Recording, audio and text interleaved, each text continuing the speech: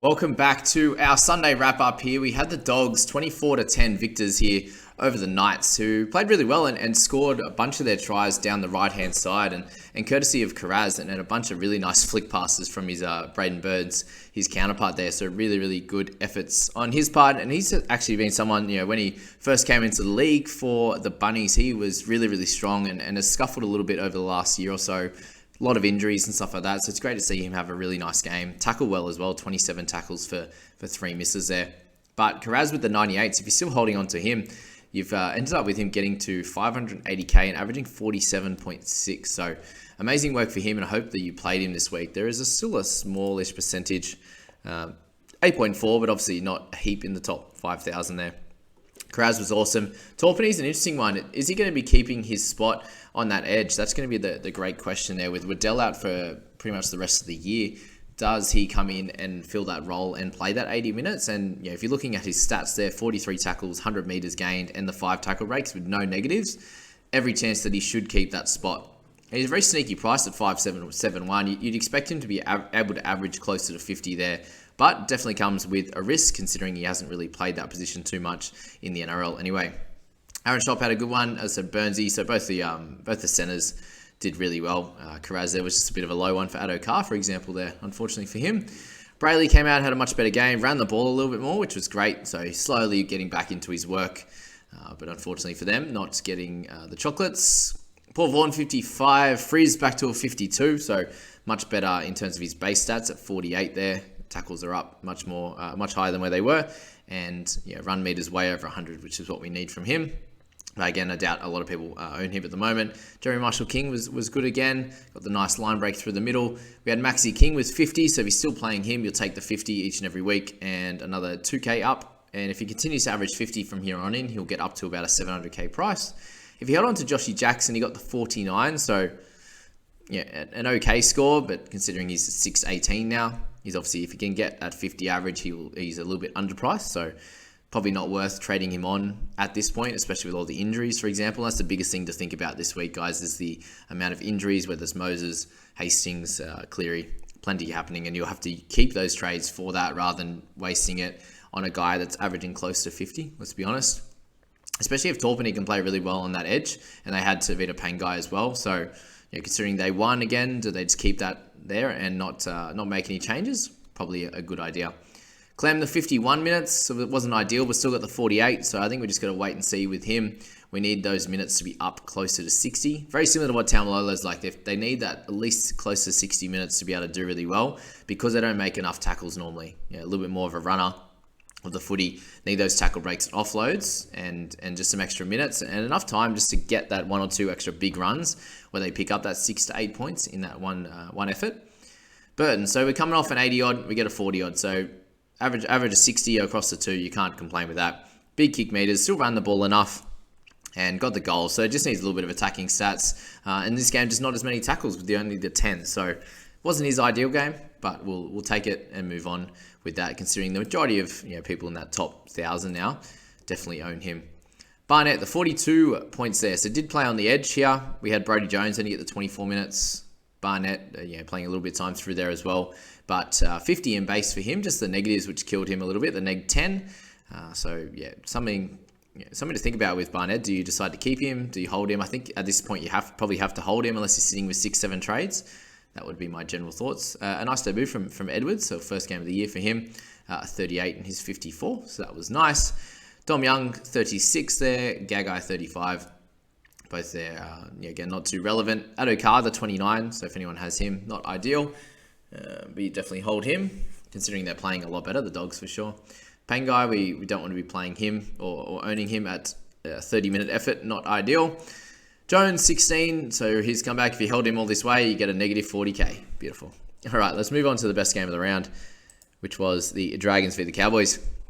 Finally got to see them win, which was very nice. Jeremiah Nanai, he has been on fire, hasn't he? Averaging 49 now for the season, so definitely up and down throughout the year, but defensively has been a lot better, and in attack, he's incredible there. He's got 3 line breaks for the game, the couple of tries, and the try assist, so great in the air, and you could see that last try, they're just running good lines as well, so if you own him now, you just continue holding on. He's actually up to a 730k price tag. So those last 3 to 5 weeks have been spectacular and very similar to what Holmes is up to at the moment. Another 62k up for Val and a 72 points. So you can see it was just kind of just accumulated points across the park. The 2 turnover tackles, the tackle breaks, the offloads there to go along with these goals, the line break, the try assist there. So we spoke about him being a great option last week, and it really turned out to be a great choice to pick him up if he did at that dual position kind of player there. Drinkwater, we said to hold as well, so that worked out great. He did pick up the 2 tries, had a great game with a try assist as well, and 170 metres. So he was great. Dearden as well improved the last 2 weeks, so some big scores from him. Again, not really someone you want to look at targeting, but really good to see those 4 guys who are all guys that have made massive steps up in their skill level and work ethic this year. So can definitely tell why these players and the Cowboys are hitting their straps at the right time, building up into the season. You can see they're getting better and better on a weekly basis. And just, that first half was just discipline related. And you can see that it really opened up for them in the second half when they were able to keep that in check and then play a bit expansive through that. Tamalolo with 51 and Robson. So 2 guys that are pretty important players here. Robbo, you'd obviously hope for a little bit of attacking stats from there, but on a weekly basis, if you can get 50 by running the ball and making over 40 tackles, you're going to be in good stead there. Tamalolo with a nice line break and a try assist. This one here, great pass to Griffin Neem, which is the second time he's done that now, which is lovely. Just for him there, we want more than 149 metres, and we definitely need a little bit more than 18 tackles. 25 to 30 would be about ideal for Jace. But still a great game overall, and we want probably another 7 minutes there, but didn't need to when we extended our lead. But if it's going to be closer games, then he'll definitely be playing that bigger role for sure, but didn't need to in this one when you had guys like Griffin Neem come on and do really well. We had Gilbert at 48, if you're still owning him. Griffin, I spoke about 46 in the 32 minutes, so 130 metres, 17 tackles, a couple of tackle breaks and a line break and try, which is awesome. Guys like Sewer and also McCulloch. So if you brought in McCulloch there, you want him to be playing 80, which you would have got closer to 50 points. Didn't manage to get that, unfortunately. Lucy Leilua, a few people have been asking about him. I still think that this is probably the biggest his role gets with having Gilbert and Nanai on the side. Unless there's an injury, I don't think we should be looking at him. Lomax 37, again, one of those games that's going to happen. We saw Cotter there, 32 in his 38 minutes, so welcome back for him. We might be able to see over the next few weeks a little bit of a drop in price, so get him under 700k. And if it looks like he's going to be getting those bigger minutes again, then we can think about potentially picking him up. But until then, he's just going to do some work off the bench, I would say. Let's just wait until he's at least in the starting side. But from there, you're looking to get him 60, 70 minutes, and that might take a few weeks to build up to. All right, Bird moving to centers is really, really annoying for anyone who owns him. So for the 6.7% that do, it's not exactly what you're looking for, that's for sure. But hopefully he gets back into that 11 or 12 position, even 13 if possible. But it doesn't look like he will. With them by being at the back, they're going to play Birdie through the centers, I would say, at this point. All right, Benny Hunt. So he had a great start to this game. He was on about 27 after 30, 32 minutes. So for him to end up on that is definitely not ideal. And for the 4% that own him, not happy with that at all. If you picked up Enby, you got the 24. So him, Mariner, 24, 26. Didn't really matter too much which one you went for. Obviously, Moses, you get the luxury or the security of him playing in that one position probably a little bit more longer term. Then we're not sure what's going to happen with Dean. But he played solidly, but in a losing side. So both of them in a losing side. So yeah, either way, it didn't really matter too much. I actually really like the impact that Hammer had when he came on the field. I think that's going to be what he plays going forward, that 25 minutes. And you had Talangi with 14 and Amone with 7. So both not great games for those two.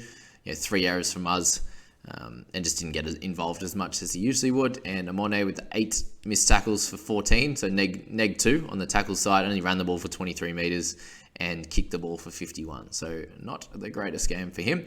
And we'll leave it at that, guys. Congrats to all those Cowboys fans out there. Unlucky to all the Dragons. Nice tough loss at home. And they were leaving very early. About 15 minutes to go and they were walking out the doors. So a few of my mates were saying goodbye to them, waving them off. There was a couple of unhappy Dragons fans. But that's that Sunday wrap, guys. Let me know how you went in those comments. Let me know the amount of points you got and where you're ranked, and we'll have a little discussion. So hope you enjoyed that. Catch you in the next one, guys. See you later.